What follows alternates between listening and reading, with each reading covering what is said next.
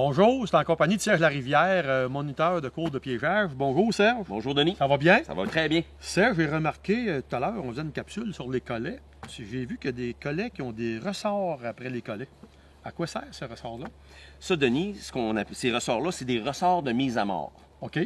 Ce que ça sert dans le fond, c'est que quand un collet standard, je vais prendre lui ici, là, qui n'a pas de ressort, quand ce collet-là ferme, puis qui atteint la taille du cou de l'animal, dans le fond, l'animal qui arrête de tirer, le collet, il arrête de fermer. OK. Tu comprends, évidemment. Le collet peut quand même être étranglé, mais si l'animal ne tire pas, le collet, il ne peut pas serrer plus que le cou de l'animal. OK.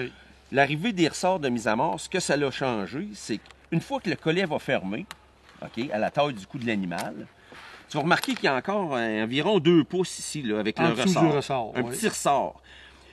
Là, ce que ça va faire, c'est quand l'animal va tirer sur le collet, le ressort va comprimer ici. OK. Puis ça va permettre à la barrure d'avancer encore.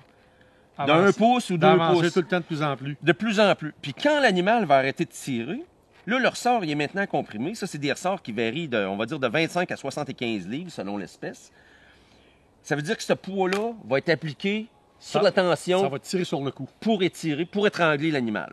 OK. La différence, Denis, est fondamentale et majeure. Aujourd'hui, avec l'utilisation des ressorts de mise à mort, c'est pas rare de capturer un coyote qui meurt sans rien briser sur le site de capture. Donc, beaucoup plus humanitaire, pas de collet cassé. Pas de fourrure de brisée. Pas de fourrure de brisée. Puis ceux qui ont plumé des coyotes, ils connaissent le phénomène des têtes d'eau. Quand tu arrives là, ton coyote il est mort, il a la tête comme un ballon parce qu'il a été longtemps vivant. Avec ça, on n'a pas ça. Donc, c'est beaucoup plus humanitaire. C'est vraiment un concept simple, mais ça, c'est un développement des dernières années. Okay. Ça l'a vraiment... C'est assez récent, oui. Puis c'est un concept qui a vraiment amélioré l'efficacité humanitaire des collets pour le renard, le coyote et le loup. Je te dirais que pour le renard, c'est moins essentiel parce que le renard, c'est un petit canidé. Il n'y a pas une très grande force de tirage. Mais pour le coyote et le loup, c'est essentiel d'avoir ces ressorts de mise à mort. Là, ça ajoute vraiment un aspect. Donc, c'est pas une bébelle qu'on rajoute pour le fun. C'est vraiment... ça l'ajoute à l'efficacité humanitaire du collet. Puis la plupart des trappeurs aujourd'hui utilisent ça ou c'est à développer? Je te dirais que c'est partagé. Il y a des gens qui trouvent que le collet est plus visible avec ça, ils aiment moins ça. Ça rajoute un peu au coût de fabrication. OK. Peut-être 25-30 cents le ressort. C'est pas tout le monde qui en prenne, mais c'est sûr qu'on encourage les trappeurs de coyotes et de loups d'avoir ça sur tous leurs collets. C'est vraiment... Ça fait la différence. Ça vaut vraiment la peine.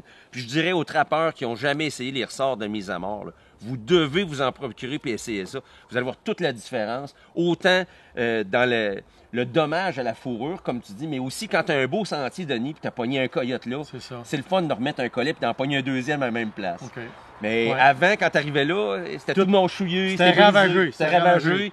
Là, tu démanges ton coyote, tu es content, mais tu peux pas retendre la même place. Tandis qu'à cette heure, tu arrives là, tu démanges ton coyote, tu regardes, tu remets un autre collet, puis tu es bon pour une deuxième capture. Puis est-ce que les compagnies ont donné un nom à ce système-là ou c'est simplement un collet à ressort de mise à mort? Oui, et les collets, souvent, quand on les achète, pratiquement tous les collets sont de fabrication artisanale. C'est les gens qui les font eux-mêmes ou ils achètent d'un vendeur qui les a fait.